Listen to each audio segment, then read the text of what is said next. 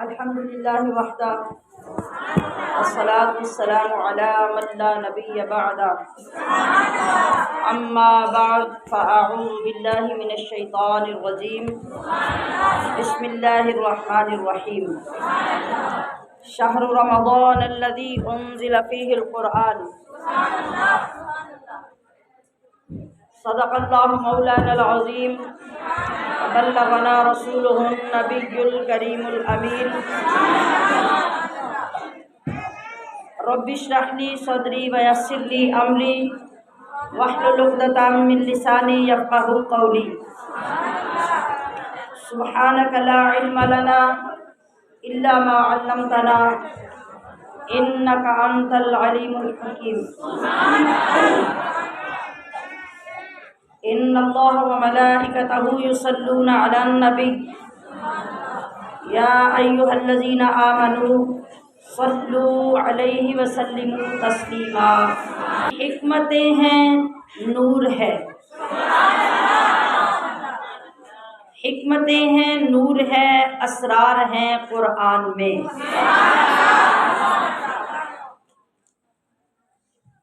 آج اس مقام پہ اس ماہ کی آخری محفل ہے۔ اپنے دلوں کو جدائی کے اس صدمے اور جدائی کی اس کیفیت سے بھی ہم کنار کریں تاکہ وہ احساس اجاگر ہوتا رہے کہ ہم نے اس ماہ مقدس میں کیا کیا نعمتیں دولتیں حاصل کی جو ہم سے چھوٹنے جا رہی ہیں۔ تو قرآن کریم سے آخری سانس تک محبت پیدا کرنے کے جذبے اپنے اندر بیدار کیجیے۔ اور یہ ساری کوشش کس لیے ہے کہ رمضان کے بعد آپ رمضان کو بھول نہ جائیں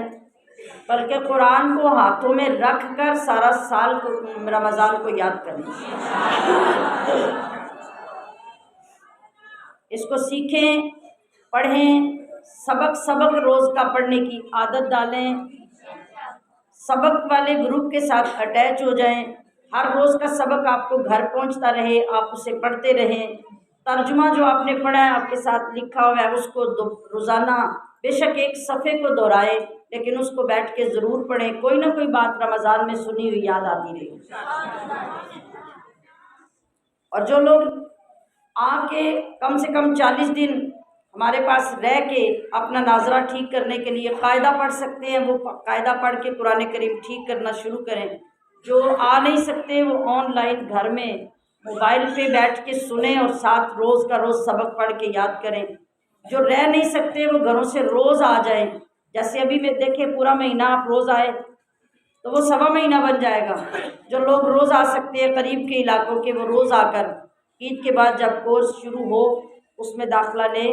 اور آہستہ آہستہ اپنے قرآن کو ٹھیک کرنے کی نیت سے پڑھنا شروع کریں۔ اللہ رب العزت آپ کو ڈھیروں برکتیں دے گا اور آپ کے ذہنوں کے اندر وسعت پیدا ہو جائے گی۔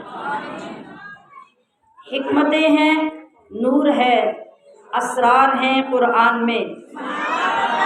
ذات رب عرش کے انوار ہیں قرآن میں۔ ذات رب عرش کے انوار یعنی نور ہی نور۔ جب کوئی نظر والا بندہ بیٹھتا ہے نا قرآن لے کر،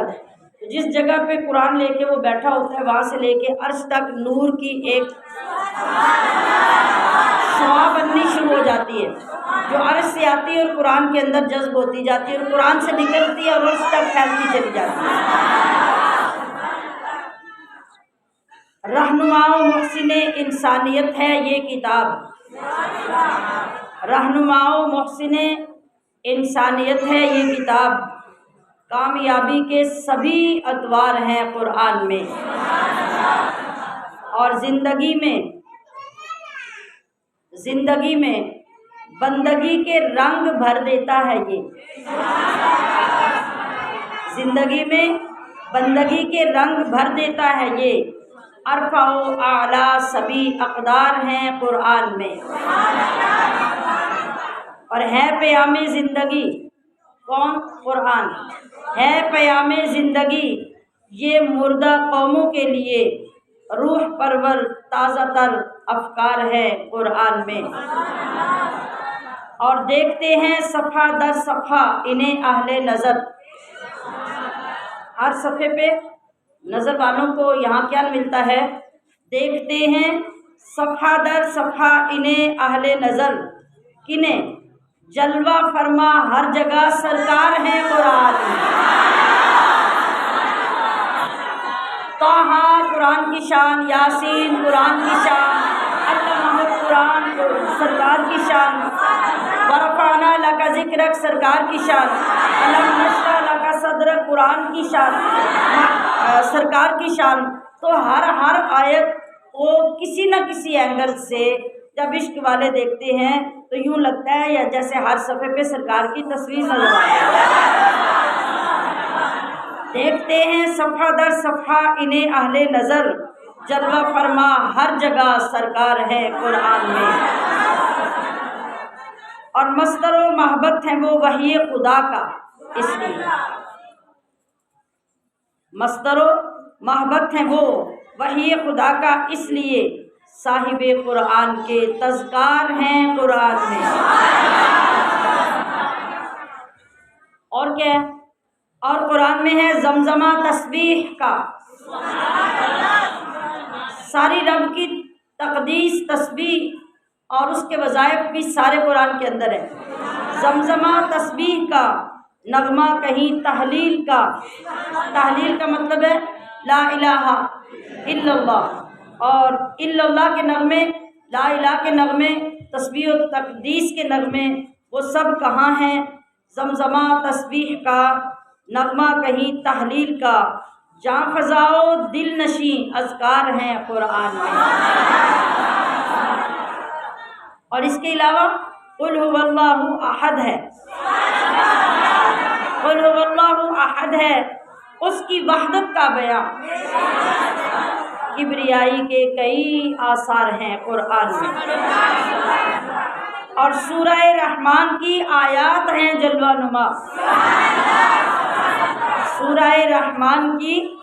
سورہ رحمان کیا ہے؟ یہ قرآن کی دلہن ہے،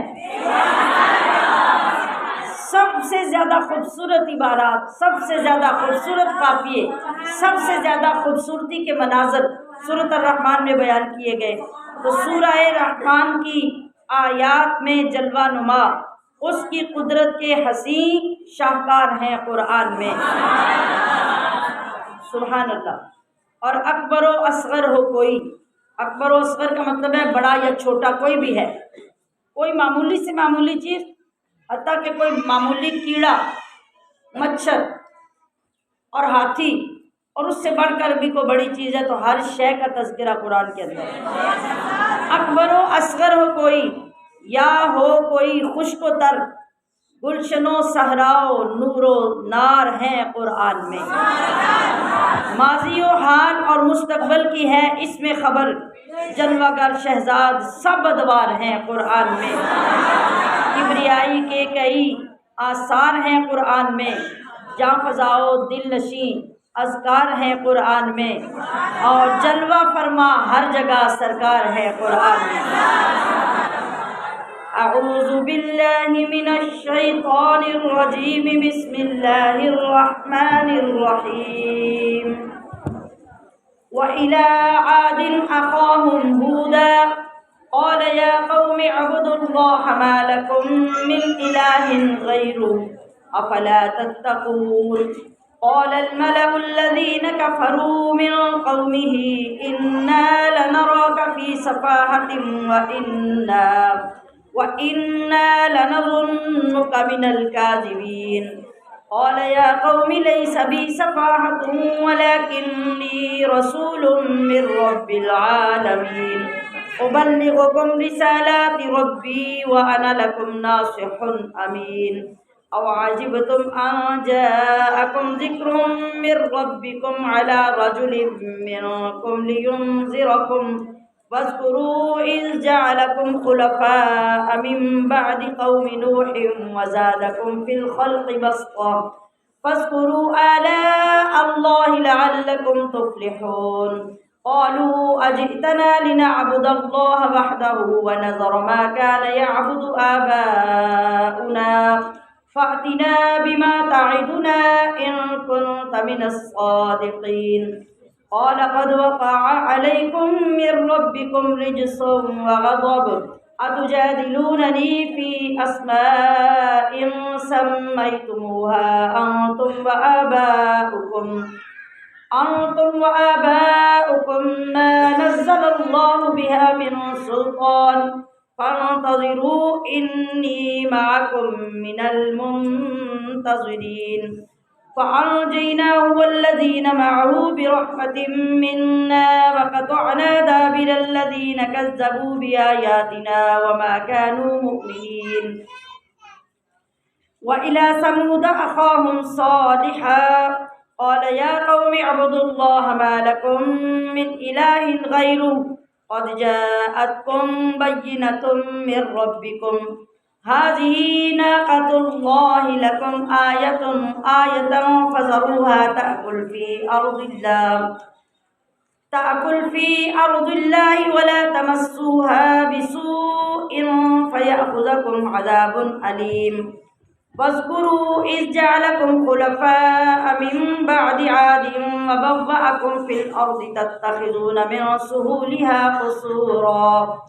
وتنحتون الجبال بيوتا فاذكروا آلاء الله ولا تعثوا في الأرض مفسدين قال الملأ الذين استكبروا من قومه للذين استضعفوا لمن آمن منهم أتعلمون أن صالحا مرسل من ربه قالوا إنا بما أرسل به مؤمنون قال الذين استكبروا إنا بالذي آمنتم به كافرون فعقروا الناقة وعتوا عن أمر ربهم وقالوا يا صالح ائتنا بما تعدنا إن كنت من المرسلين فأخذتهم الرجفة فأصبحوا في دارهم جاثمين فتولى عنهم وقال يا قوم لقد أبلغتكم رسالة ربي ونصحت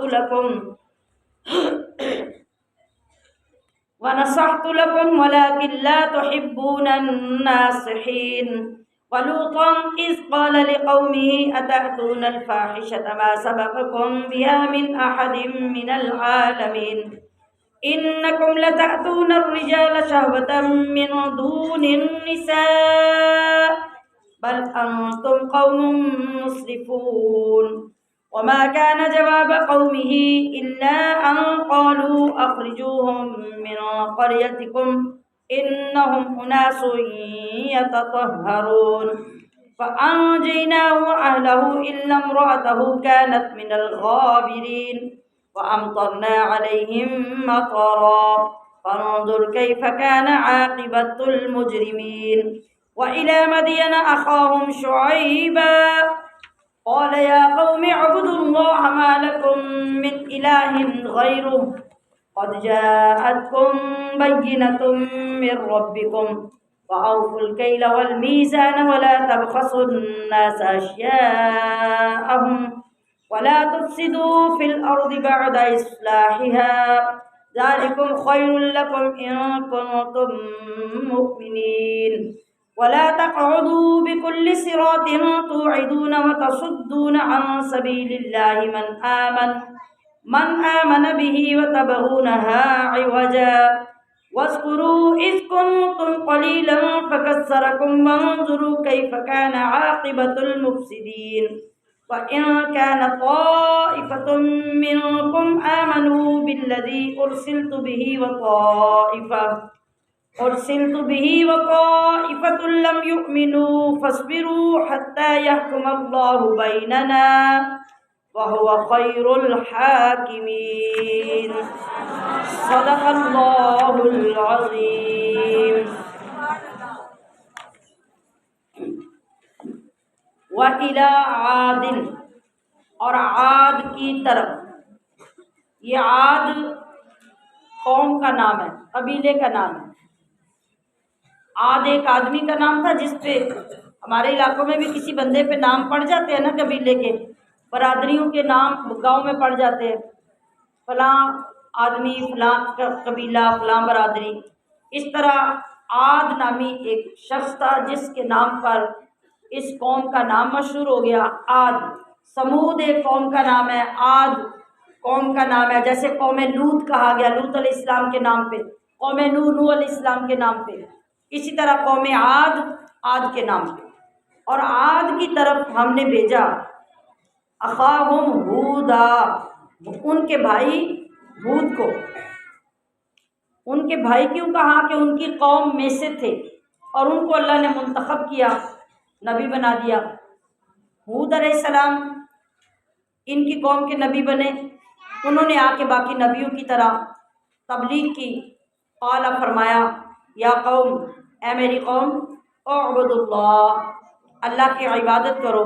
ما لکم، نہیں تمہارا، من الہ غیرہ، کوئی معبود اس کے سوا۔ ہر نبی نے ہر زمانے میں اپنی ہر قوم کو جو سب سے پہلا پیغام اور دعوت دی وہ یہی تھا کہ لوگوں بت پرستی چھوڑ کر اپنے ایک اللہ کی عبادت کرنے لگ جاؤ، کہ وہی تمہارا رب ہے، اس کے سوا تمہارا کوئی رب اور کوئی معبود اور کوئی خالق، کوئی مالک اور کوئی عبادت کے لائق نہیں ہے۔ قال، کہا، الملأ، ملأ کا مطلب ہوتا ہے سردار، کہا سرداروں نے، الذین کفروا، ان میں سے جن نے کفر کیا، یعنی ان کی قوم کے جو کافر سردار تھے وہ یہ بات سن کے بولے، من قومی، جو اس کی قوم سے تھے، انا لنراک، بے شک ہم تجھے سمجھتے ہیں، فی صفاحت، بے وقوف، معاذ اللہ۔ آپ نے کتنی قوموں کے واقعات سنے نا، ہر کسی نے نبی کی تبلیغ سن کے سب سے پہلے معاذ اللہ نبی کو پاگل کہا، دیوانہ کہا، مجنون کہا، بے وقوف کہا۔ اب میں نے یہ واضح کر کے کیوں بتائی بات آپ کو، وہ اللہ کے نبی ہیں، ان کے اوپر صحیفے، کتابیں، اللہ کی وحی آتی ہے، اور اللہ کے منتخب پیغمبر ہونے کے باوجود جب وہ قوم کو نیکی کا، ہدایت کا، توحید کا، رسالت کا پیغام دیتے ہیں تو قوم ایک دم سے اٹھ کر ان کو کہتی کیا ہے؟ تم بے وقوف ہو، تم دیوانے ہو، تم پاگل ہو، تم مجنون ہو۔ آگے کون ہے؟ اللہ کا نبی۔ اگر اس طرح کا کوئی جملہ اللہ کا پیغام دینے اور اللہ کے دین کا پیغام دینے میں ہمیں سننا پڑ جائے تو ہم لال پیلے ہو جاتے ہیں اور منہ پھیر کے چلے جاتے ہیں، ایسے اپنے کو رکھانے کے لیے تھوڑے کو رکھانے۔ تو سمجھانے کا، اس کو مینشن کرنے کا یہ مطلب ہے کہ یہ راستہ جو ہے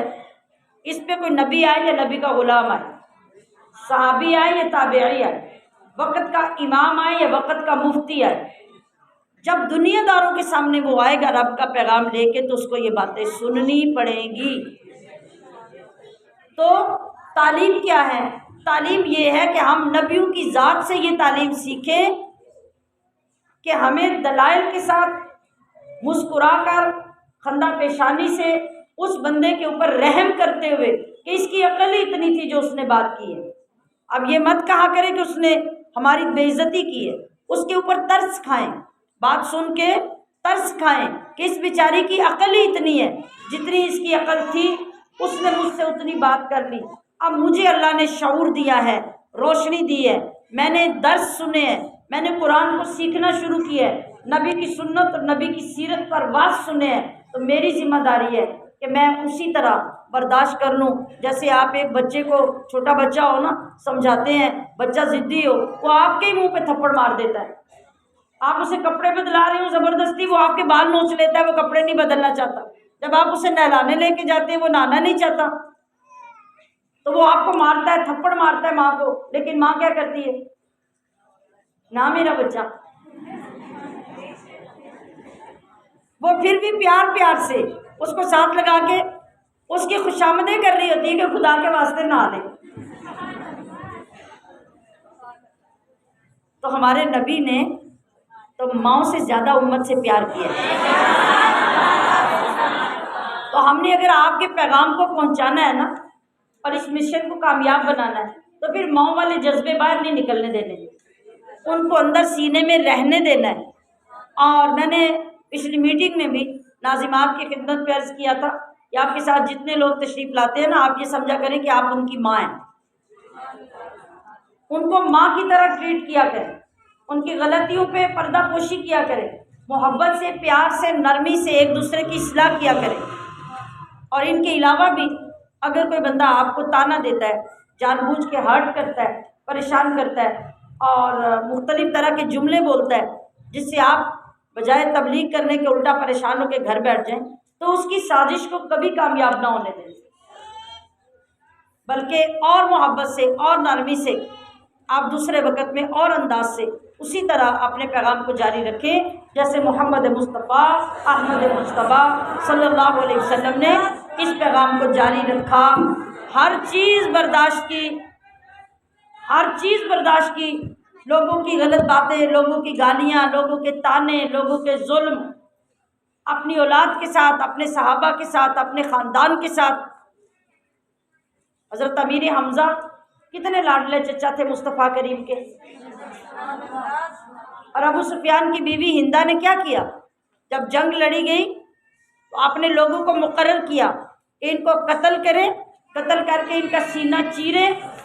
اور ان کا کلیجہ نکال کے لا کے مجھے دے۔ اور اس عورت نے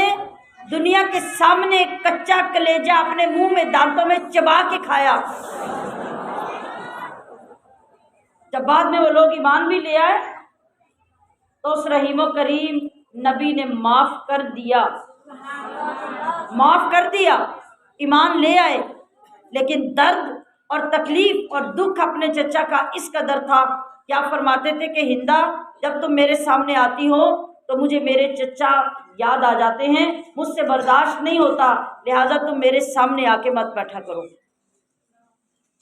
اتنے دکھ کو، اتنی تکلیف کو بھی مصطفیٰ نے معاف کر دیا۔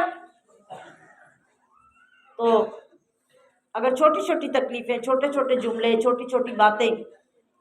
دین کی تعلیم، تبلیغ اور لوگوں کو ہدایت کی طرف لانے کے لیے آپ کو برداشت کرنے پڑے تو اس میں دکھی نہیں ہوں بلکہ انجوائے کریں، انجوائے کریں، خوش ہوا کریں کہ یا اللہ شکر تو نے ہمیں بھی چھوٹی سی ایک سنت اپنے نبی کی پوری کرنے کا حوصلہ دیا۔ جہاں جائیں، جہاں بیٹھیں، جہاں ملیں، کسی فنکشن، کسی ایونٹ، کسی تقریب، کسی سفر، جہاں بھی موقع مل جائے ساتھ والے کو اپنے نبی کا پیغام ضرور دیں، اسے دین کی طرف آنے کی دعوت ضرور دے دیں۔ آپ کا مشن پورا ہوتا رہے گا اور کڑوی کو سیلی سن سن کے نبی سے محبت اور ہوتی جائے گی۔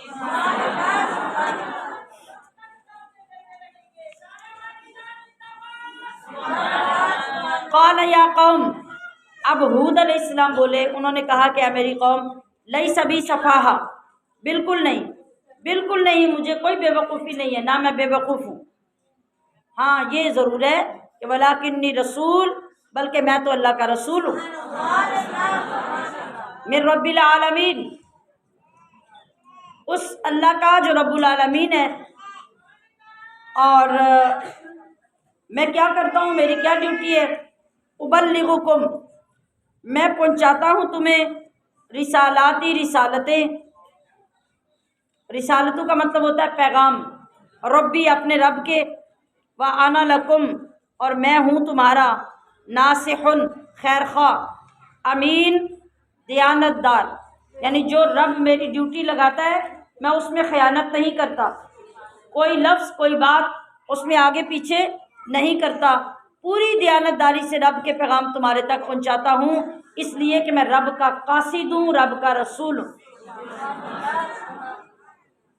اب آپ نے ان کو سمجھانے کے لیے متوجہ کیا، کہا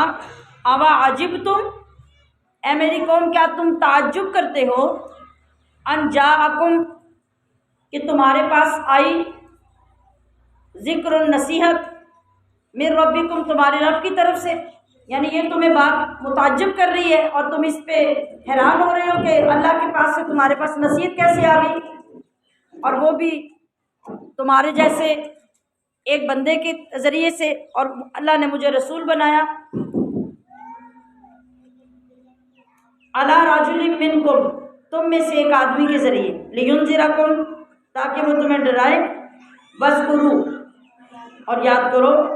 اذ جعلکم، جب اس نے تمہیں بنایا، خلفاء، جانشین، خلیفہ، من بعد قوم نوح، قوم نوح کے بعد۔ یہ جو قوم عاد تھی یہ نوح علیہ السلام کے زمانے کے بعد پیدا ہوئی تھی، تو جو ایک بادشاہ جاتا ہے تو اس کے پیچھے جو دوسری بادشاہ آتی ہے وہ اس کا خلیفہ ہوتا ہے نا۔ تو ہود علیہ السلام ان کو یہ بات باور کروا رہے ہیں کہ تم وہ قوم ہو جو نوح علیہ السلام کے قوم کے غرق ہونے کے بعد دنیا میں جانشین اور خلیفہ بنائی گئی ہو۔ وزادکم فی الخلق،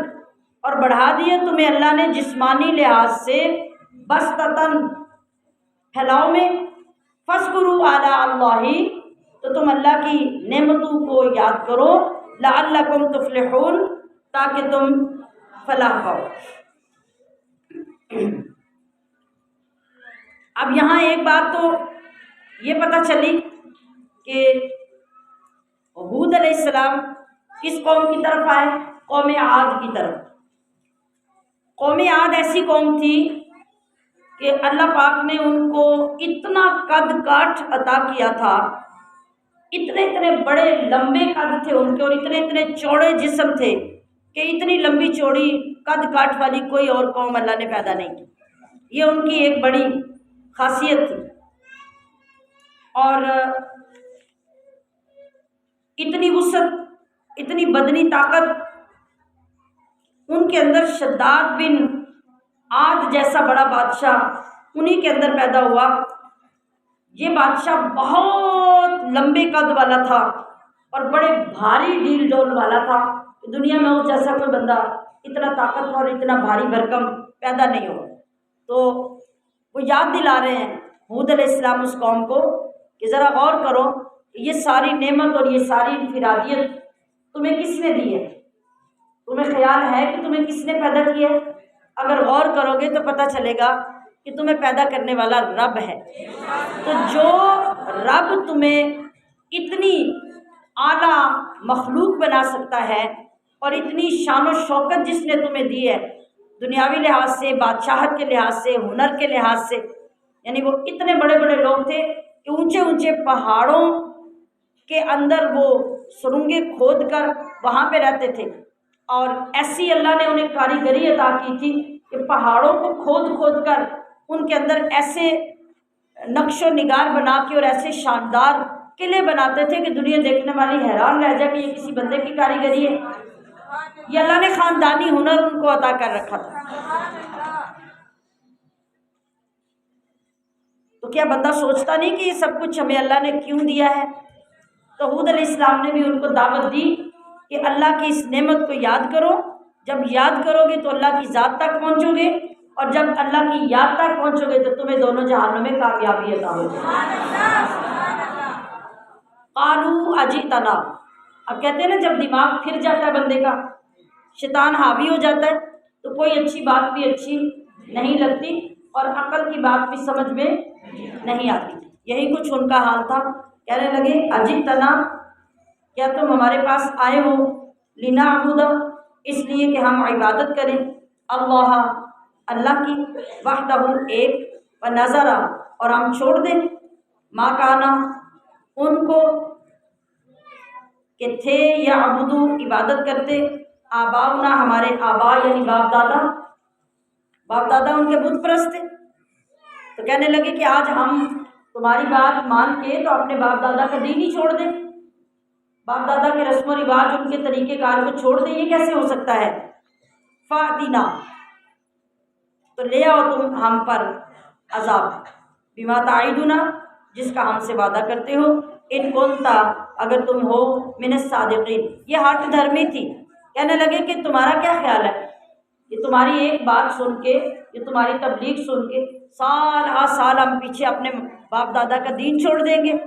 نہیں، یہ کبھی نہیں ہو سکتا۔ ہاں، تم نے کیا کرنا ہے، یعنی بے ادبی اور گستاخی کا انداز دیکھیے، کہا کہ تم نے کیا کرنا ہے، یہی کہ عذاب لے آؤ گے۔ تو ٹھیک ہے، اگر تم اپنی بات میں سچے ہو تو جاؤ جا کے عذاب لے آؤ۔ یہ نبی کے ساتھ قوم بات کر رہی ہے۔ قال، ہود علیہ السلام نے کہا، قد، تحقیق، وقع علیکم، اب اتنی گستاخی اور بدتمیزی کے بعد واجب ہو گیا تم پر، من ربکم، تمہارے رب کی طرف سے، رجسن، عذاب، وغضب، اور غضب، یعنی اب تم نے کوئی کسر چھوڑی نہیں کہ عذاب نہ آئے یا رب کا غضب نازل نہ ہو۔ اتجادلوننی، کیا تم جھگڑا کرتے ہو مجھ سے، فی اسماء، ان ناموں کے بارے میں، سمیتموہا، جو رکھ لیے ہیں، انتم، تم نے، و آباؤکم، اور تمہارے باپ دادا نے۔ ناموں کا کیا مطلب؟ یہ جو بت بناتے تھے نا، تو بت بنا کے ان کے خود نام مقرر کر لیتے تھے، یہ بت فلاں کام کے لیے، یہ بارش کے لیے، دعا کے لیے، یہ مصیبتیں دور کرنے کے لیے، یہ عورتوں کے لیے، یہ مردوں کے لیے، یہ بچوں کے لیے، یہ سفر کے لیے، یہ کھانے کے لیے، یہ پینے کے لیے، اور یہ سارے نام انہوں نے خود رکھے ہوتے تھے، خود سے بنا کے۔ کچھ بتوں کے نام عورتوں والے رکھ لیتے اور ان کو مؤنث بت سمجھتے، اور کچھ بتوں کے نام مذکر والے، مردوں والے رکھ لیتے اور ان کو مذکر سمجھتے۔ تو انہوں نے شرم دلائی ہود علیہ السلام نے، کہا کہ افسوس اور شرم ہے تم پر کہ تم اللہ کے مقابلے میں میرے ساتھ ان کے بارے میں جھگڑا کر رہے ہو جن کے نام بھی تم نے رکھے ہیں۔ معبود ہونا تو دور کی بات ہے، فرضی چیزیں بنا کے ان کے نام بھی تم نے خود رکھے ہیں، اور تم ان کو معبود بنا کر میرے ساتھ جھگڑا کرتے ہو جو میں سچے رب کا رسول آیا ہوں تمہارے پاس۔ ما نزل اللہ، نہیں اتاری اللہ نے، بہا، ان کی، من سلطان، کوئی دلیل، کسی جگہ پہ اللہ نے کسی نبی کے ذریعے کسی بت کا، کسی جھوٹے معبود کا، کسی اپنے شریک کا تو کوئی ذکر ہی نہیں کیا۔ تو یہ تم کہاں سے اتنے خدا بنا کے لے آئے جن کے بارے میں مجھ سے تم لڑائی اور جھگڑا کرتے ہو، بحث کرتے ہو؟ اب اگر تم ان سب کے باوجود بھی ماننے والے نہیں تو فانتظروا، پھر انتظار کرو۔ یہ جملہ کب کہا جاتا ہے؟ جب بتانے والا، سمجھانے والا، تبلیغ کرنے والا بالکل نا امید ہو جاتا ہے اگلی قوم یا اگلے بندے سے، تو اسے کہا دیا جاتا ہے بس ٹھیک ہے، اب تم انتظار کرو، تمہارے ساتھ اب ہوتا کیا ہے، کہتے ہیں نا ایسے۔ تو ہود علیہ السلام بھی جب سال ہا سال تک تبلیغ کر کر کے، سمجھا کے، جب عاجز آ گئے اور اس قدر مجبور ہو گئے، تو آپ نے فرمایا کہ ٹھیک ہے، اب تم انتظار کرو، انی معکم، بے شک میں بھی تمہارے ساتھ، من المنتظرین، انتظار کرنے والوں میں ہوں، یعنی اب میں بھی دیکھتا ہوں کہ رب تمہارے اوپر کون سا اور کب عذاب نازل کرتا ہے، اور تم بھی عذاب کا انتظار کرو کہ تمہارے ساتھ ہوتا کیا ہے۔ فَأَنْجَيْنَاهُ، اب اللہ فرما رہا ہے ہم نے نجات دے دی اس کو، یعنی ہود علیہ السلام کو، والذین، اور ان کو جو اس کے ساتھ تھے، معہو، برحمت، رحمت سے، منا، اپنی، وقطعنا، اور ہم نے کاٹ کر رکھ دی، دابر، جڑ، الذین کذبوا، ان کی جنہوں نے جھٹلایا، بآیاتنا، ہماری آیتوں کو، وما کانوا مومنین، اور وہ نہیں تھے ایمان لانے والے، یعنی اب وہ ایمان لا ہی نہیں سکتے تھے جب ان کو ساری گنجائشیں دے دی گئیں اور دیکھ لیا گیا کہ ان کے اندر ایمان لانے کی کوئی گنجائش نہیں۔ تو اللہ کیا فرما رہا ہے؟ ابھی کیا سمجھ آئی؟ اللہ فرما رہا ہے کہ ہم نے ان کی جڑ کاٹ دی۔ جڑ کاٹنا کہاں سے نکلا ہے؟ جب درخت کو اوپر سے کاٹتے ہیں نا،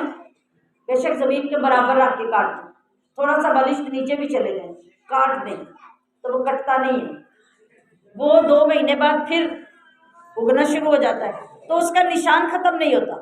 جب کہتے ہیں نا کہ جڑ کاٹ دی، اب جتنا کھودا جا سکتا ہے درخت کو کھودتے جاؤ اور نیچے سے کھینچ کے پوری جڑیں نکالو، اب درخت کا اگنا بند ہو جاتا ہے۔ تو جڑ کاٹنے کا مطلب ہے کہ اب بالکل ان کا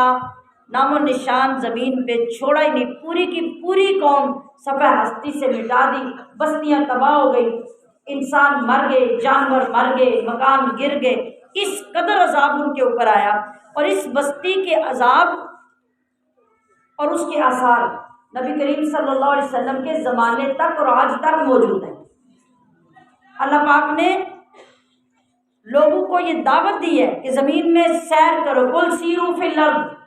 اور جا کے ان عبرت والی جگہوں کو دیکھو کہ جہاں تمہاری طرح لوگوں کے شاندار قلعے تھے، کوٹھیاں تھیں، بنگلے تھے، مکان تھے، میں نے ان کا حال کیا کیا۔ وہاں جاؤ، سیر کرو، زمین میں چلو پھرو، اور اللہ کے عذاب والی جگہوں کو دیکھ کر عبرت حاصل کرو، توبہ کرو، معافی مانگو اور برے راستے سے ہٹ جاؤ۔ اس لیے اللہ نے ان نشانیوں کو قائم رکھا۔ تو آج ہمارا حال کیا ہوتا ہے کہ ہم خوبصورت خوبصورت جگہوں پہ تو جاتے ہیں، لیکن ایسی جگہوں پہ بہت کم جانے کے لیے انسان اہتمام کرتا ہے، لیکن وہاں جا کے ٹھہرنا نہیں، بلکہ کیا ہے، دیکھو اور دیکھ کے توبہ کرتے ہوئے وہاں سے نکل جاؤ۔ نبی کریم صلی اللہ علیہ وسلم جب جہاد میں جایا کرتے تھے تو جس وقت راستے میں وہ آبادیاں آتی جن پہ اللہ کے عذاب نازل ہوئے تھے، قوم سمود، قوم عاد، قوم لوط وغیرہ کی، تو نبی علیہ الصلوۃ والسلام اپنی سواریوں کو تیزی سے وہاں سے بھگا کے، سروں کو جھکا کے اور اپنے چہروں کے اوپر کپڑے ڈال کر وہاں سے نکل جاتے، اور صحابہ کو بھی فرماتے کہ فوراً اپنی سواریاں یہاں سے نکالو اور اللہ سے توبہ کرو۔ نبی رحمت للعالمین، اور آپ کی قوم آپ کے ساتھ، آپ کے صحابہ آپ کی غلامی میں آپ کے ساتھ ہیں، اور نبی علیہ الصلوۃ والسلام کے ڈر اور خوف کا یہ عالم ہے کہ عذاب والی جگہ سے گزرتے ہیں تو کیسے گزرتے ہیں۔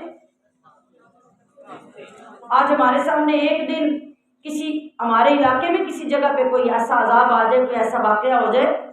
تو لوگ بس اس کی ویڈیو بنانے میں اور نیٹ پہ اپلوڈ کرنے میں لگے ہوتے ہیں۔ کبھی کسی کو ڈر لگا؟ آج تو خون اس قدر سفید ہو گئے ہیں، پہلے کیا حالات تھے؟ راستے میں چلتے ہوئے کسی سے حادثہ ہو جاتا، ایکسیڈنٹ ہو جاتا، تو لوگ اپنا آپ بھول کے فوراً ان لوگوں کو سنبھالنے کی کوشش کرتے ہیں۔ اب کیا ہوتا ہے، اب 100 میں سے کوئی ایک خدا ترس تو آگے بڑھتا ہے، وہ بھی ڈرتا ہوا کہ پولیس مجھے بھی ساتھ پکڑ کے نہ لے جائے، اور باقی کیا کرتے ہیں، باقی سارے اپنی گاڑیوں پہ، موٹر سائیکلوں پہ بیٹھ کے ویڈیو بنا رہے ہوتے ہیں۔ یہ حالات ہو گئے ہیں ہمارے، اور اللہ نے ہمیں انسانیت کا درد کس قدر اپنے اندر پیدا کرنے کا حکم دیا کہ ایک دوسرے کو دیکھو، ڈرو، اپنا انجام یاد کرو۔ ہمیں ایسا یاد نہیں آتا صرف اس وجہ سے کہ ہمیں شیطان نے اگلے پچھلے کاموں میں انوالو کر دیا ہے، اللہ اور اللہ کا ڈر بھلا دیا، الا ماشاء اللہ۔ تو اس قوم کا مختصر واقعہ یہ ہے کہ ان کی آبادی کا نام تھا احقاف۔ سورۃ الاحقاف بھی قرآن پاک میں موجود ہے، اس کے اندر ان کے سارے عذاب کا ذکر آئے گا آگے۔ یہ احقاف کا جو علاقہ ہے یہ حضرموت اور عمان کے علاقے کے درمیان، یمن میں ایک ریگستان کے اندر ایک علاقہ تھا جہاں پہ یہ قوم رہتی تھی، اور ان لوگوں نے اتنا فسق و فجور، اتنی خباثت، اتنی نافرمانیاں زمین کے اندر پھیلا دی کہ پورے علاقے کو اپنی خباثتوں سے بھر دیا۔ یہ بت پرستی کرتے تھے۔ ایک بت کا نام انہوں نے سدا رکھا ہوا تھا، ایک کا نام سمود رکھا ہوا تھا، ایک کا نام ہوا رکھا ہوا تھا۔ اللہ تعالیٰ نے ہود علیہ السلام کو ان کی طرف بھیجا، اور انہوں نے جب یہ سارے احکام اللہ کے سنائے تو آگے سے یہ اس طرح سرکشی کرنے لگے جو بھی میں نے آپ کو بتایا۔ کچھ لوگ جو ہیں وہ حضرت ہود علیہ السلام پر ایمان لائے، اور انہوں نے اپنا ایمان دوسرے لوگوں کے شر کی وجہ سے، بدمعاشی کی وجہ سے چھپا لیا، یعنی لوگوں کے سامنے اپنا ایمان ظاہر نہیں کیا، خفیہ طور پہ ایمان لیا۔ اور جس وقت قرآن کریم اتر رہا تھا، حضور نبی علیہ السلام وہاں موجود تھے، تو اس زمانے میں ان لوگوں نے مکہ مکرمہ میں سکونت اختیار کر رکھی تھی، جو لوگ اس وقت ایمان لائے تھے خفیہ طور پر۔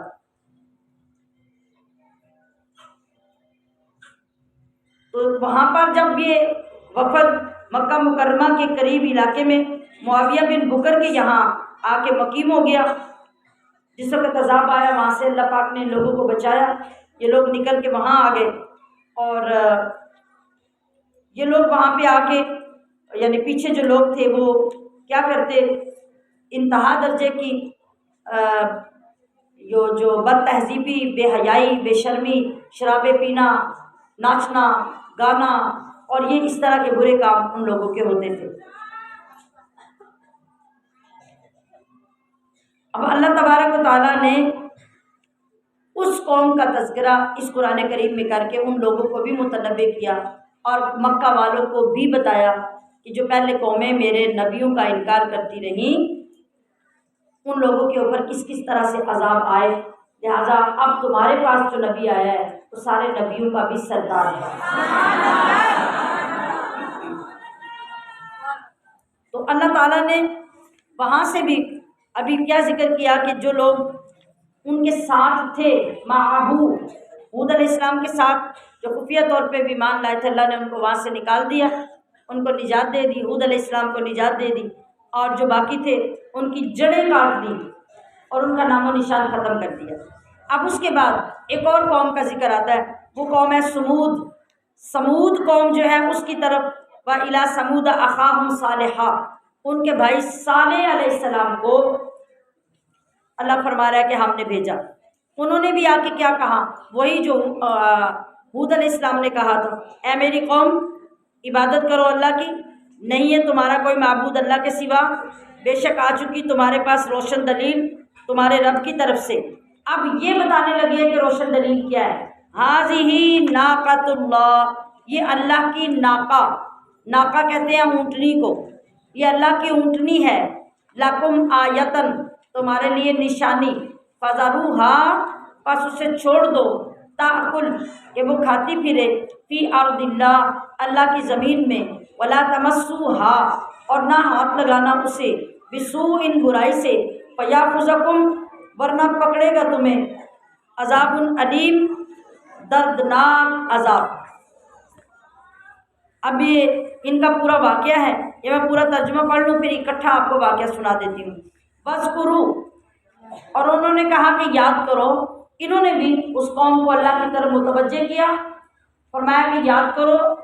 اِذْ جَعَلَكُمْ، جب اس نے تمہیں بنایا، خلفاء، جانشین، من بعد عاد، قوم عاد کے بعد۔ اب ترتیب ہو گئی، نوح کے بعد قوم عاد آئی اور قوم عاد کے بعد قوم سمود آئی، تو قوم عاد کا خلیفہ اللہ نے ان کو زمین میں بنایا، وَبَوَّأَكُمْ، اور ٹھکانہ دیا تمہیں، فی الارض، زمین میں، تتخذون، کہ تم بناتے ہو، من سہولها، زمین کے نرم میدانی علاقوں میں، قصوراً، شاندار محل، وتنحتون الجبال،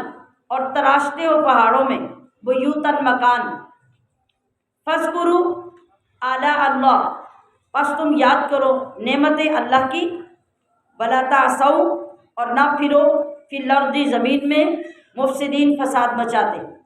یہ وہی تبلیغ کس نے کی؟ صالح علیہ السلام نے اپنی قوم جس کا نام سمود ہے ان کو وہی تبلیغ جو پیچھے حود علیہ السلام نے کی تھی، انہوں نے بھی اسی طرح اپنی قوم کو تبلیغ کر کے سیدھی راہ پہ لانا چاہا۔ اب یہ آگے سے کیا بولے، قال الملأ الذین استکبروا من قومہ، جو سردار تھے جنہوں نے تکبر کیا تھا اس کی قوم میں سے، للذین، ان لوگوں سے کہنے لگے، استضعفوا، جو کمزور سمجھے جاتے تھے یعنی غریب، لمن آمن منہم، جو کوئی ان میں سے ایمان لایا، اتعلمون، کیا تم جانتے ہو، ان صالحا، کہ صالح مرسل، واقعی رسول ہے، من ربی، اپنے رب کی طرف سے، یعنی ہمیشہ سے دستور میں نے کئی بار بیان کیا کہ جب بھی کوئی نبی دنیا میں آیا سب سے پہلے غریبوں نے اس کو مانا، غریب لوگ اس پہ ایمان لائے، غریبوں کے دل اللہ نے نرم رکھے ہوتے ہیں، غریبوں کے دلوں میں ہدایت جلدی چلی جاتی ہے، اور امیر انسان دولت کی وجہ سے، مال کی وجہ سے سخت دل اور متکبر ہو جاتا ہے، اس کو ہدایت جلدی اثر نہیں کرتی، تو پھر مبارکباد کے مستحق ہے نا غریب لوگ، اور غریبوں کا تو آگے بھی مقام دیکھنے والا ہوگا۔ کبھی آپ نے ایئرپورٹ پہ اگر جا کے دیکھا ہو یا ٹی وی میں کبھی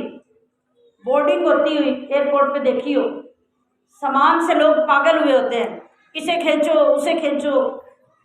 یہ بیگ ہے یہ ٹوٹ گیا ہے، یہ پھٹ گیا ہے،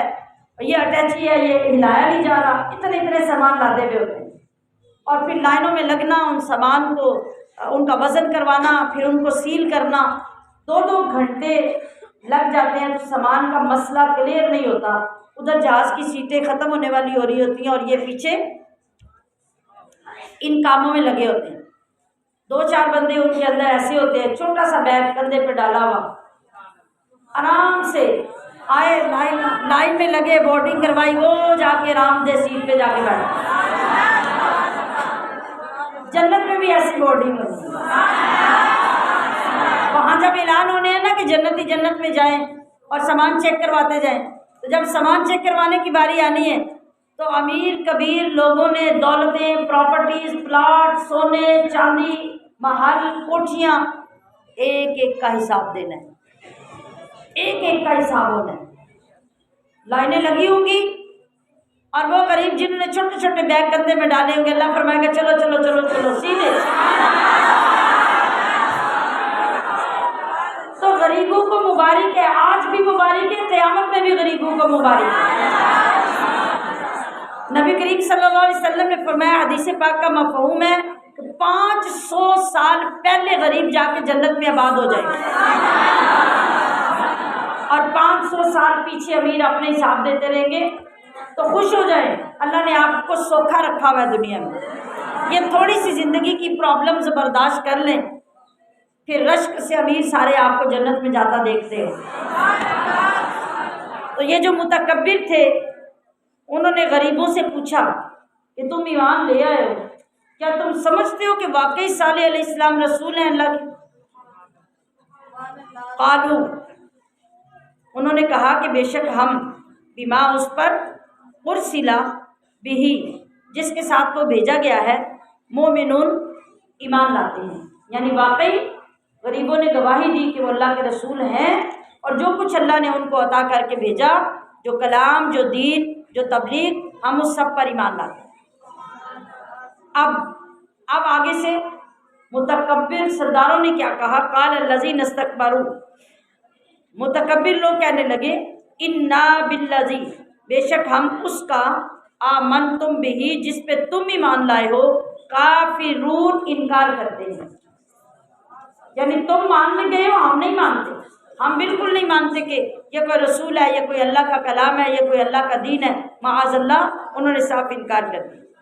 پھر اسی حق دھرمی میں، پھر اسی سرکشی میں، فعقروا الناقۃ، انہوں نے کاٹ ڈالا اونٹنی کو، وعتوا، اور نافرمانی کی، عن امر ربہم، اپنے رب کے حکم کی، وقالوا، اور کہنے لگے، یا صالح ائتنا، اے صالح لے آؤ، بما تعیدنا، جس کا ہمیں وعدہ دیتے ہو۔ کس کا وعدہ تھا؟ عذاب کا، یعنی چیلنج کرتے تھے کہ جاؤ جو ہوتا ہے جا کے کر لو۔ یہ انتہا درجے کے بدتمیز اور انتہا درجے کے گستاخ بندے کا یہ مکالمہ ہوتا ہے جب اسے کسی بڑے کے بارے میں کہا جائے، تمہاری شکایت تمہارے استاد کو، تمہارے مرشد کو یا تمہارے ماں باپ کو کریں گے، تو حد سے زیادہ بے حیا اولاد اور بے حیا شاگرد جو ہے وہ آگے سے جواب یہ دیتا ہے کہ جاؤ جا کے بتا لو،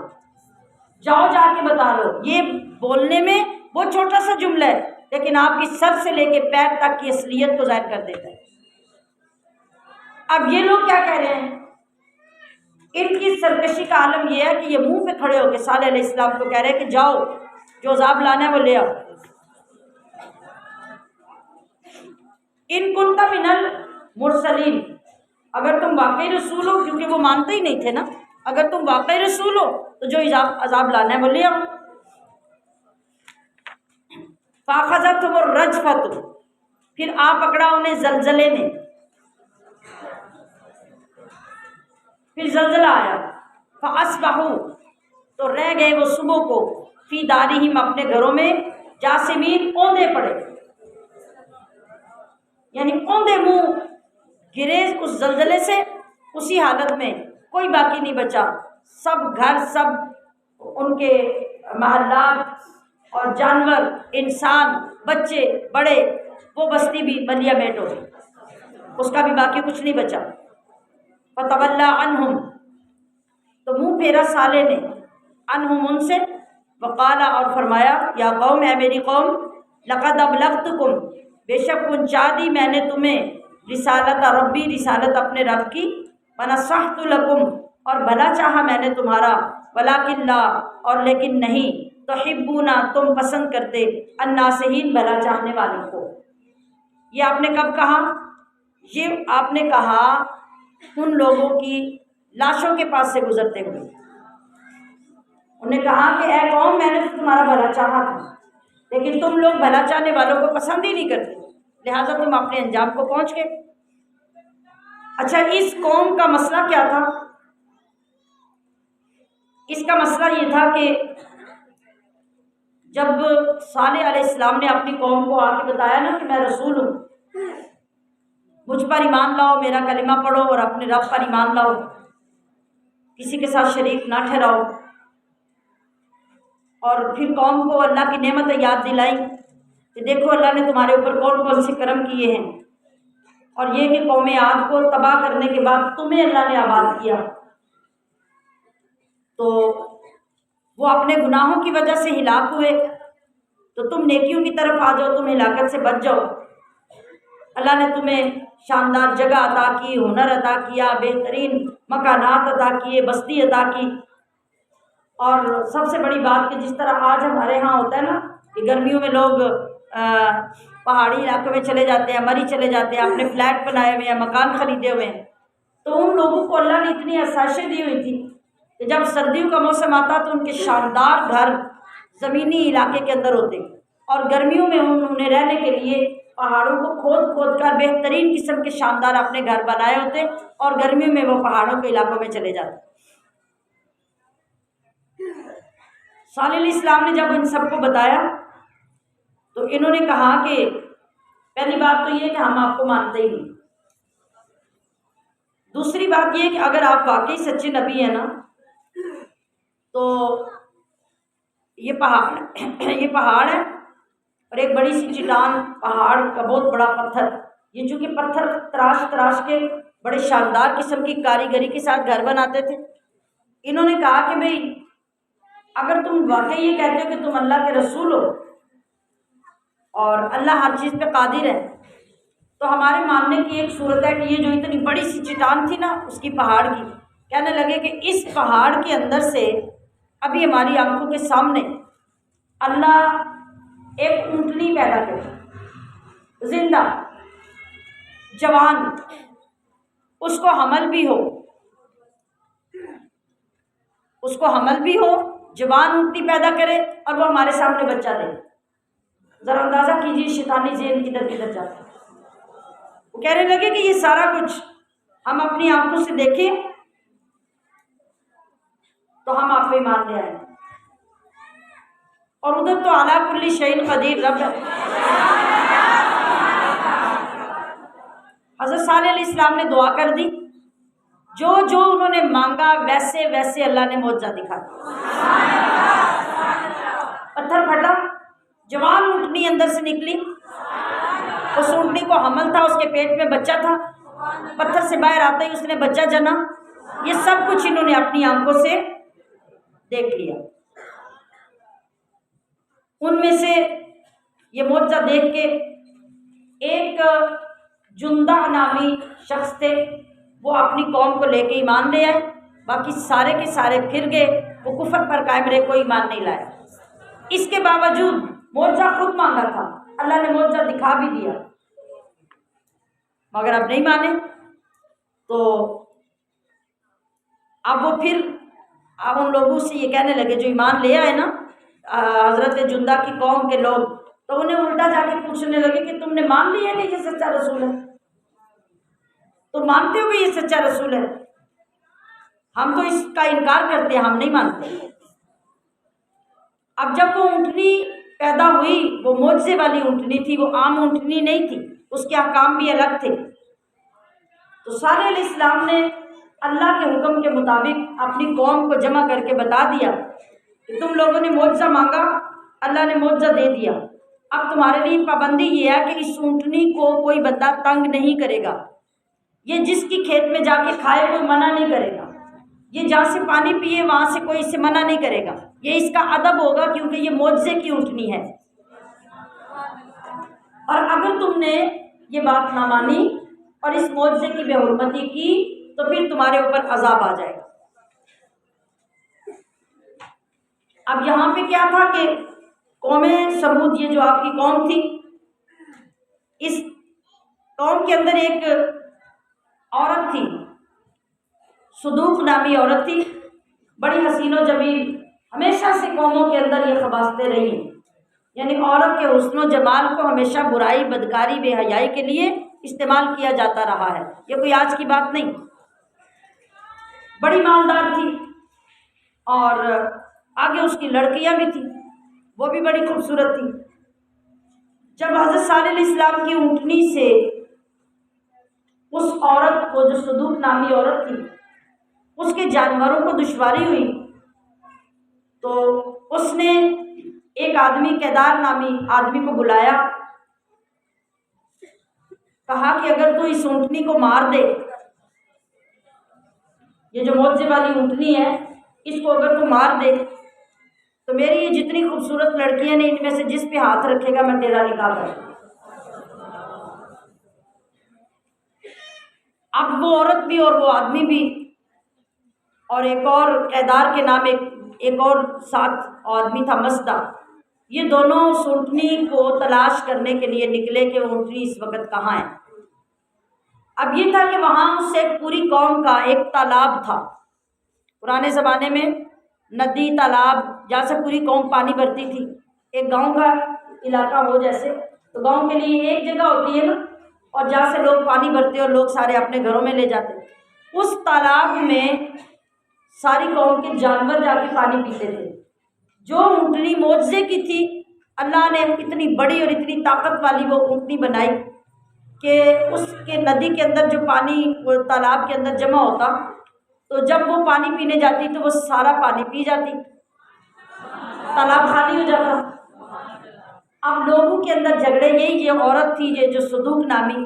اس کو اس بات کی بڑی تکلیف ہوئی کہ وہ جو صالح علیہ السلام کی اونٹنی ہے وہ تو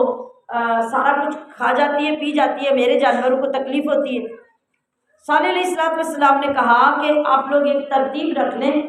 کہ ایک دن آپ لوگ سارے اپنی قوم کے جانوروں کا پانی لے لیا کریں اور پانی پلا لیا کریں، اور ایک دن اس معجزے والی اونٹنی کے لیے چھوڑ دیں، وہ اس دن پورا پانی پی لیا کریں۔ لیکن آپ کو پتہ ہے کہ جاہل اور ہٹ دھرم لوگ جو ہیں وہ کبھی اصلاح کی طرف نہیں آتے، وہ فساد کی طرف آتے ہیں، لہٰذا وہ بھی فساد کی طرف آئے۔ انہوں نے بدھ کا دن تھا، بدھ کے دن اس اونٹنی کو جا کے پکڑ لیا اور پکڑ کر اس کے پیر کاٹ کر اس کو قتل کر دیا۔ اب جب قتل کر دیا تو صالح علیہ السلام نے اب وارننگ دے دی، آپ نے فرمایا کہ بس اب تم نے اللہ کے عذاب کو دعوت دے دی، لہٰذا 3 دن کے اندر تم سب ہلاک ہو جاؤ، تم سب ہلاک ہو جاؤ۔ تو کیا ہوا؟ پہلے دن ان لوگوں کے چہرے زرد ہو گئے، دوسرے دن ان کے چہرے سرخ ہو گئے، اور تیسرے دن ان کے چہرے سیاہ ہو گئے۔ استغفر اللہ۔ اتوار کا دن آیا، بدھ کے بعد اتوار کا دن آیا، دوپہر کا وقت تھا، عام طور پہ لوگ اپنے کام سے سستا کے ذرا لیزی ہو جاتے ہیں یا آرام کے لیے لیٹ جاتے ہیں، ہولناک قسم کی آوازیں اٹھی، اتنی ہولناکی تھی آواز کے اندر کہ ان کے جگر پھٹ گئے اور ہلاک ہو گئے۔ پھر اس کے بعد زلزلہ آیا اور ان کی ہلاکت سے پہلے جتنے مومن لوگ تھے صالح علیہ السلام نے ان کو بتا دیا، وہ سارے لوگ آبادی سے باہر نکل گئے، صالح علیہ السلام ان کو لے کے گئے، اور جب پھر سارا کچھ ختم ہو گیا، ہلاکتیں ہو گئی، زلزلے سے تباہی آ گئی، پھر ادھر سے صالح علیہ السلام گزرے اور انہوں نے گزرتے ہوئے ان کی لاشوں کو دیکھا تو کہا کہ اے قوم، میں نے تو تمہارا بھلا کیا، تم نے میرے بھلے کو نہیں مانا، تم لوگ بھلے کو پسند کرنے والے ہی نہیں تھے، لہٰذا تم اپنے انجام کو پہنچ گئے۔ یہ اس قوم کے حالات تھے۔ آپ دیکھیے کہ کون کون سی قومیں اس دنیا میں آباد ہوئی ہیں اور انہوں نے کس کس قدر دین کے ساتھ دشمنیاں کی ہیں، اور پھر اللہ نے ان کے انجام کیا کیا کیے۔ وَإِلَى مَدْيَنَ أَخَاهُمْ شُعَيْبًا نہیں وَلُوطًا إِذْ قَالَ لِقَوْمِهِ، اور لوط کو بھیجا اللہ نے، انہوں نے بھی اسی طرح اپنی قوم سے کہا أَتَأْتُونَ الْفَاحِشَةَ، کیا تم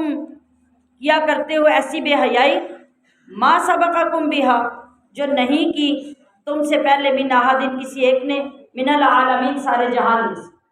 قوم لوط کا عذاب کس لیے آیا اور ان کی بے حیائی کیا تھی؟ انکم، یقیناً تم تو، لتاتون الرجال، جاتے ہو مردوں کے پاس،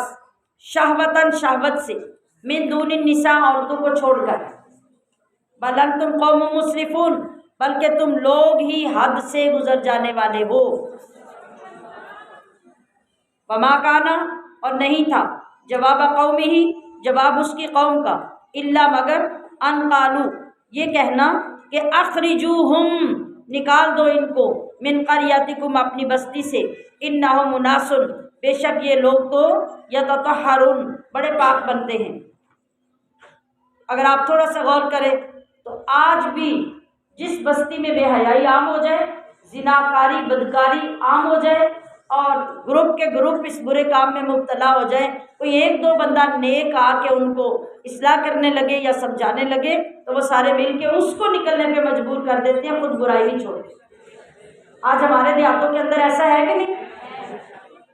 جب ایک برادری، ایک پورا خاندان بدماشی پہ اتر آتا ہے تو کسی شریف کو گاؤں میں رہنے نہیں دیتے۔ اب قوم لوط کیا کرتی تھی؟ قوم لوط اپنی بیویوں کے پاس، اپنی عورتوں کے پاس اپنی نفسانی خواہش پوری کرنے کے لیے نہیں جاتے تھے، مرد مردوں کے ساتھ، لڑکے لڑکیوں کے ساتھ بدفعلی کرتے تھے۔ اسی لیے اس کو فعل قوم لوط کا فعل کہا جاتا ہے آج بھی۔ یہ عورتوں کو پسند ہی نہیں کرتی، عورتوں کے پاس جاتے ہی نہیں تھے۔ جب کوئی جوان لڑکا ابھرتی ہوئی جوانی کے اندر داخل ہوتا ہوا کہ نظر آیا، اس کو پکڑ کے اس کے ساتھ بدفعلی کرتے، اور پوری قوم اس کے اندر مبتلا تھی۔ تو جب لوط علیہ السلام نے اللہ کا پیغام دیا، یہ لوط علیہ السلام جو ہے یہ حضرت ابراہیم علیہ السلام کے بھتیجے ہیں، یہ بھی نبی ہیں، وہ بھی نبی تھے، یعنی حضرت اسماعیل، حضرت اسحاق اور حضرت لوط یہ کزن ہیں آپس میں، یہ سارے نبی ہیں۔ اور ایک بستی میں حضرت لوط علیہ السلام تھے اور ایک بستی میں حضرت ابراہیم علیہ السلام تھے، دونوں بستیاں جدا جدا تھیں۔ وہ فرشتے جو قوم لوط پہ عذاب لے کے آئے تھے، وہی فرشتے پہلے حضرت ابراہیم کے پاس گئے تھے اور انہوں نے جا کے حضرت اسحاق کی خوشخبری سنائی تھی حضرت سارہ کو، اور اس کے بعد یہ عذاب لے کر اس قوم کی طرف آئے۔ تو انہوں نے کہا کہ بھی یہ تو یہ بڑے پاک بنتے ہیں، یہ بڑے نیک بنتے ہیں، ان کو نکالو اپنی قوم سے، ان کو یہاں رہنے ہی مت دو۔ اللہ پاک نے ان کی ان گستاخیوں کی وجہ سے کیا کیا؟ اس قوم کے اوپر پتھراؤ کیا آسمان سے، پہلے آسمان سے پتھراؤ ہوا، پتھر برسے، پھر ایسے جیسے وہ ایک چھوٹا پودا زمین کے نیچے سے آپ نکالتے ہیں نا، پنجابی میں کہتے ہیں گاچی سمیت نکال لیتے ہیں، اللہ نے ان کے گھروں کو بنیادوں سمیت اکھیڑا، اور یوں جیسے جہاز جاتا ہے ایسے پوری آبادی یوں اوپر چڑھنے لگی۔ اس طرح ذرا منظر دیکھیے، پوری آبادی یوں آسمان کی طرف چڑھنے لگی، اتنا اونچا رب اس آبادی کو لے کے گیا کہ آبادی کے اندر جو لوگ تھے، آسمانوں کے اوپر مرغ کی اذانوں کی آوازیں ان لوگوں کو سنائی دینے لگی، اتنی بلندی پہ جا کے اللہ نے پوری بستی کو یوں پلٹ کے زمین پہ مارا۔ یہ اس بد کرداری اور بد فعلی کا عذاب ہے۔ اللہ فرما رہے فَانجَيْنَاهُ وَأَهْلَهُ إِلَّا امْرَأَتَهُ، ہم نے اس کو نجات دی اور اس کے گھر والوں کو، یعنی اللہ نے پہلے فرشتوں کو بھیج کے بتا دیا کہ ان پہ عذاب آنے والا ہے، اے لوط آپ اور جو آپ کے فالوور لوگ ہیں ایمان لانے والے، ان کو لے کے نکل جائیں۔ إِلَّا امْرَأَتَهُ،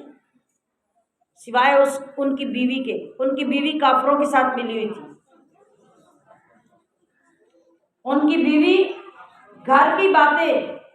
کافروں تک اور ان بدکردار لوگوں پر پہنچاتی، حتیٰ کہ فرشتے جب خبر لینے کے لیے آئے تو ان لوگوں کو خبر ہوئی کہ بڑے نوجوان خوبصورت لوط علیہ السلام کے گھر آئے ہیں، تو وہ بدکاری کے لیے حملہ کرنے اور ان کو پکڑنے کے لیے لوط علیہ السلام کے گھر کے چاروں طرف اوباش نوجوان آ کے جمع ہو گئے۔ لوط علیہ السلام سخت پریشان ہوئے، فرشتوں نے کہا کہ اے اللہ کے نبی آپ پریشان مت ہوئیں، ہم اللہ کے فرشتے ہیں، ہم عذاب لے کے آئے ہیں، اب ان کے پاس گنجائش ختم ہو گئی، اب یہ کچھ نہیں کر سکتے۔ پھر ان امرأتہ کانت من الغابرین، سوائے ان کی بیوی کے وہ پیچھے رہ جانے والوں میں تھی۔ بظاہر تو وہ اپنے بچوں اور اپنے شوہر حضرت لوط علیہ السلام کے ساتھ تھی، پابندی لگائی گئی اللہ نے، اللہ کو سب پتہ تھا کیا ہونے والا ہے، اللہ نے پابندی لگائی کہ آپ اور آپ کے ایمان لانے والے آبادی سے نکل جائیں، مگر کسی بندے نے مڑ کے پیچھے نہیں دیکھنا، آبادی کی طرف نہیں دیکھنا، کیونکہ اس آبادی پہ اب عذاب آنے والا ہے، یہ غرق ہو جائے گی، آپ لوگ بچ کے یہاں سے نکل جائیں۔ مگر کیا تھا، سارا قافلہ لوط علیہ السلام کے ساتھ جا رہا تھا اور ان کی بیوی پلٹ پلٹ کر پیچھے دیکھتی تھی، پلٹ پلٹ کر پیچھے دیکھتی تھی، لہٰذا وہ بھی ان عذاب والوں کے اندر شامل ہو گئی۔ اور وَأَمْطَرْنَا عَلَيْهِمْ مَطَرًا، ہم نے ان پر پتھروں کا برساؤ کیا۔ فانظر، پس دیکھو، کیف کان عاقبۃ المجرمین، مجرموں کا انجام کیسا ہو۔ ہمیں ہر لمحہ یہ سوچنا نہیں چاہیے کہ ہمارے رسول، ہمارے پیارے نبی، ہمارے آقا نور مجسم شفیع معظم رحمت عالم صلی اللہ علیہ وسلم کی کتنی برکتیں، کتنی رحمتیں ہیں، آج ہمارے گھروں کے بند کمروں میں کیا کیا نہیں ہوتا، ہمارے کلبوں میں، ہمارے ہوٹلوں میں آج کیا کیا نہیں ہوتا، یہ سارے گناہ بتائیے ہو رہے ہیں کہ نہیں ہو رہے، مگر آج قوم کیوں بچی ہوئی ہے؟ وہ مصطفیٰ کا منہ اللہ کہتا ہے کہ مجھے مارتا ہے، میں اپنے محبوب کو غمزدہ رنجیدہ کرنا نہیں چاہتا، اس لیے دنیا میں ان کی امت کو ظاہری عذاب، رسوائی، ذلالت سے بچایا ہوا ہے، اور کبھی کبھی جب تھوڑی سی جھلک اللہ دکھاتا ہے سمجھ آ جاتی ہے۔ اور مدین کی طرف بھیجا ان کے بھائی شعیب کو، یہ حضرت شعیب علیہ السلام بھی نبی ہیں، ان کی آبادی کا نام مدین تھا، انہوں نے بھی آ کے اپنی قوم کو کہا کہ اللہ کی عبادت کرو، تمہارے لیے اللہ کے سوا کوئی معبود نہیں، بے شک آئی تمہارے پاس دلیل یا سند تمہارے رب کی طرف سے۔ اب یہ قوم کیا کرتی تھی؟ اس قوم کا برا عمل یہ تھا کہ یہ ناپ تول میں کمی کرتے تھے۔ میں نے پچھلے دنوں اس پہ بیان کیا نا آپ کے سامنے کہ یہ کتنا بڑا جرم ہے، آج یہ بھی ہماری قوم کے اندر ہوتا ہے، یعنی وہ قوم ایک ایک برا کام کرتی تھی، یہاں سارے برے کام ہوتے ہیں۔ کتنا اللہ کا شکر ادا کریں گے، کتنے برے کام اللہ نے ڈھانپ کر ہمارے رکھے ہوئے، کس قدر پردے ڈالے میں، ہماری تنہائیوں میں، علیحدگیوں میں، اکیلے میں ہماری زندگی اب کتنی گندی، کتنی غلیظ، کتنی ناپاک ہے، مگر جب ہم باہر نکل کے صاف ستھرے کپڑے پہن کے، کبھی اللہ نے کہا کسی کو کہ اس کی بات نہ سننا، اس کی اصلیت یہ نہیں جو تمہیں نظر آ رہی ہے؟ پہلی امتوں کے ساتھ تو یہ ہوتا تھا، آج ہمارا رب کتنے پردے ڈالتا ہے ہمارے اوپر۔ ہم صرف اسی بات کو سوچ کر اگر توبہ کریں تو ہمارے لیے یہی سب سے بڑی بات توبہ کی ہے۔ خیر، فوف الکیل والمیزان،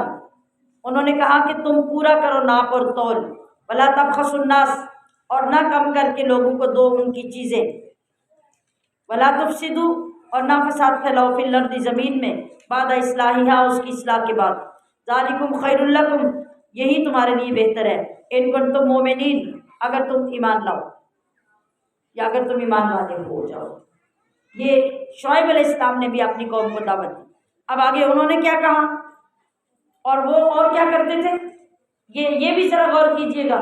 یہ بھی آپ کے بیٹوں بھائیوں کے اندر یہ عادت ہے کہ نہیں؟ اور انہوں نے کہا کہ ولا تقعدوا، اور مت بیٹھا کرو، بکل صراط، ہر راستے پر، توعدون، کہ ڈراؤ، وتصدون، اور روکو راہگیروں کو، عن سبیل اللہ، اللہ کی راہ سے، من آمن بہ، ان کو جو ایمان لائے اللہ پر، وتبغونہا، اور تلاش کرو اس میں، عوجا،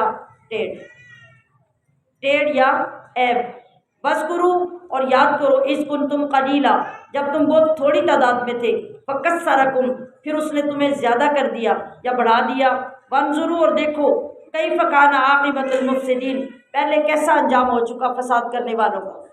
یہ کیا کرتے تھے؟ یہ نوجوان باہر نکل کے تھڑوں پہ بیٹھ جایا کرتے تھے اور ہر آنے جانے والے کو جملے کسنا، ماؤں بہنوں کو جملے کسنا، کوئی بندہ نیکی کی طرف جا رہا ہے اسے پکڑ کر زد و کوب کرنا، مارنا پیٹنا، ایمان والوں کو ذلیل کرنا، یہ ان کا کام تھا۔ آج ہمارے گلی محلوں کے تھڑوں کے اوپر نوجوان نہیں بیٹھتے اور کیا کیا کرتے ہیں؟ کتنے گاؤں، کتنے چوک ایسے ہوتے ہیں جہاں سے ماں بہن بیٹی کا گزرنا مشکل ہو جاتا ہے۔ اللہ نے عذاب بھیجا، اللہ نے عذاب بھیج کے ہماری قوموں کو فنا کیا؟ نہیں کیا۔ ہمارے لیے ابھی تک گنجائش ہے، ابھی تک گنجائش ہے کہ لوگوں میرے محبوب کے امتی ہونے کی لاج رکھو، اس کی حیا پیدا کرو کہ میں تمہاری حیا اپنے محبوب کی وجہ سے کرتا ہوں، تو تم بھی تو میرے محبوب کی وجہ سے حیا کرو کہ تم بھی تو نیک ہو جاؤ۔ ہمشیران محترم، میں بڑے ادب سے ایک سوال کرتی ہوں، آج اگر ماؤں نے قرآن پڑھے ہوتے، یہ سارے حالات ماؤں نے پڑھے ہوتے، تو 9-10 سال کا جب بچہ ہوتا تو اسے بٹھا کے یہ سناتی نا کہ بیٹے تو جوان ہو رہا ہے، تو نے باہر نکلنا ہے، تو کیسے نکلنا ہے، کہاں بیٹھنا ہے، کہاں نہیں بیٹھنا، کہاں کھڑے ہونا ہے، کہاں کھڑے نہیں ہونا۔ جب ساری زندگی ماں کو پتہ ہی نہیں میرے گھر میں رکھے قرآن کے اندر کیا لکھا ہے، تو پھر وہ بیٹے کی تربیت کیسے کرے گی؟ اور بیٹا پھر اوباش، بدماش، بد کردار نہیں بنے گا تو کیا بنے گا؟ جب وہ 20-25 سال کا ہو جائے تو صرف تعویذ پلانے سے تو وہ نیک نہیں ہوتا، پھر دعا کرانے سے تو وہ نیک نہیں ہوتا۔ نیک بنانا تھا اس وقت جب وہ بات چیت کرنے لگا تھا، چلنے لگا تھا، گھر سے باہر نکلنے لگا تھا، اسے ہوش آنے لگا تھا، لڑکی لڑکے کی پہچان ہونے لگی تھی، وہ سارے کردار ماں کے تھے کہ ساتھ ساتھ ساتھ ساتھ اس کو سکھاتی، سمجھاتی، قرآن پڑھ کے سناتی، ان امتوں کے قصے سناتی کہ جو ایسے تھے تو ان کے ساتھ کیا ہوا، ہمیں کیسا بننا ہے، ہم کس کی امت ہے۔ آج کتنا افسوس ہے، آپ سب کو افسوس ہو رہا ہوگا اپنی زندگی پہ، اپنے وقت کی بربادی پہ، اور سمجھ لیں تو صاف لفظوں میں دوسری بات یہ ہے کہ یہ آپ نے اپنی اولادوں پہ ظلم کیا ہے، تعلیم حاصل نہ کر کے جانوروں کی طرح صرف بچوں کو کھلا پلا کے پالا ہے۔ یاد رکھو، پالنا اور چیز ہوتی ہے، تربیت اور چیز ہوتی ہے۔ پال تو کوا بھی لیتا ہے، کتا بھی لیتا ہے، بلی بھی لیتی ہے، وہ بھی پالتے ہیں کہ نہیں، دودھ پلاتے ہیں کہ نہیں۔ 12 بچوں کو ایک کتیا لیٹ کے دودھ پلا رہی ہوتی ہے باہر روڈ کے اوپر، وہ پالتی ہے کہ نہیں؟ وہ تو ایک وقت میں 12 بچوں کو دودھ پلا رہی ہے، اور ایک ماں وہ تو پتہ نہیں 24 سال میں 12 بچے نہیں پیدا کرتی۔ تو انفرادیت کیا ہے، شان کیا ہے، مقام کیا ہے؟ اللہ نے آپ کو اشرف المخلوقات بنا کے رسول اللہ کا امتی بنایا ہے، اور آپ کے ذمے بچوں کو پیدا کرنا نہیں لگایا، بچوں کی تربیت لگائی ہے۔ اس لیے میں بار بار یہ گزارش کرتی ہوں کہ آپ اب اگر اپنی زندگی کا کچھ نہیں کر سکتے تو اس کا کفارہ اپنی اولاد کے ذریعے ادا کر لیں۔ اب اپنی اولاد کو، اپنی بچیوں پہ رحم کریں، کل کو جب یہ مائیں بنے تو یہ نیک، پرہیزگار، متقی، عالمہ، فاضلہ مائیں ہوں کہ آپ کی کمی اپنے بچوں میں جا کے پوری کر لیں۔ یہ پلٹ کے صدقہ جاریہ جب آپ کی طرف آئے گا تو ہو سکتا ہے رب قبر میں اس کی وجہ سے آپ کی بخشش فرما دے۔ لہٰذا وقت ضائع کیے بغیر اپنی بچیوں کو دین کی تعلیم کی طرف لائیں، خود بھی جتنا کر سکتے ہیں۔ دیکھیں نا، اب یہ بھی تو آپ دین ہی حاصل کر رہے ہیں نا، آپ جو باتیں سن رہے ہیں یہ دین ہے نا، آپ کو سمجھ آ رہی ہے کہ یہ غلط کیا ہے تو اب یہ غلط نہیں کرنا، یہاں سے آپ اپنے سیکھنے کا آغاز کر دیں۔ قرآن کریم نہیں پڑھنا آتا تو پھر بسم اللہ کے ساتھ گزارے مت کریں، کلمے پڑھ کے انگلیاں قرآن پہ مت پھیر کے ایک نیا دین پیدا کریں۔ قرآن کو پڑھیں، قرآن کو سیکھیں۔ اگر محبت ہے زیارت کی، محبت ہے ادب کی، محبت ہے اس قرآن کریم کی عظمت کی، تو پھر اس کو پڑھنا شروع کریں۔ اللہ نے آپ پہ یہ قید نہیں لگائی کہ شام سے پہلے قرآن کے عالم بن جاؤ. آپ سمجھ آئیے، ایک آیت روز کی پڑھ لو، آدھی پڑھ لو، مگر اس کے ساتھ جڑ جاؤ اور عہد کر لو کہ اب مرنے تک قرآن چھوٹے گا نہیں. شاید کوئی ازالہ ہو جائے، شاید معافی مل جائے، شاید اللہ کو ترس آ جائے کہ یہ بے عقل تھی، بے شعور تھی، اس کے اندر کوئی علم والی روشنی والی بات نہیں تھی، مگر جب اس کو پتہ چلا تو آ تو گئی نا میرے دروازے پہ. تو ہم شیران محترم خود بھی سوچئے اور اپنی اولادوں کے لیے بھی بہترین اور فوراً فیصلے کیجئے. ہمیں نہیں معلوم کہ ہماری شام تک بھی زندگی ہے کہ نہیں، تو فیصلہ کر جائیے، آغاز کر دیجئے، وعدہ کر لیجئے کہ آپ نے اپنی بیٹی یا اپنے بیٹے کو دین کی طرف لگا دیا. وہ جب بھی لگیں گے قبر میں بھی آپ کے پیچھے ثواب چلا جائے گا. اور وَإِن كَانَ طَائِفَةٌ، اور اگر ہے ایک گروہ، منکم تم میں سے، آمنوا ایمان لایا، بالذی اس پر، اور سلت بہ جو میں دے کر بھیجا گیا ہوں، اور طائفتٌ ایک گروہ ہے، لم یؤمنوا کہ نہیں ایمان لایا، فاصبروا تو صبر کرو، حتی یحکم اللہ حتیٰ کہ فیصلہ کرے اللہ، بیننا ہم میں، وہو خیر الحاکمین اور وہی سب سے بہتر فیصلہ فرمانے والا ہے. یہ قوم شعیب کا واقعہ 8ویں پارے میں نامکمل رہ گیا. یہ مکمل ہوتا ہے جا کے 9ویں پارے میں، اور 9ویں پارے میں مکمل کرنے کے لیے انشاءاللہ آپ اگلے رمضان کی دعا کریں گے. اللہ ہمیں زندگی اور موقع عطا کرے تو پھر ہم اس کو اگلے رمضان میں کنٹینیو کریں گے. اور اس رمضان میں اور اس سے پیچھے والے میں آپ نے جتنا پڑھا، آپ ابھی سے یہ عہد کریں گے کہ پورا رمضان آنے تک، پورا سال جو ہے وہ اللہ کے اس پاک کلام کو پڑھتے اور سیکھتے رہیں گے. وما علیہ الا البلاغ المبین.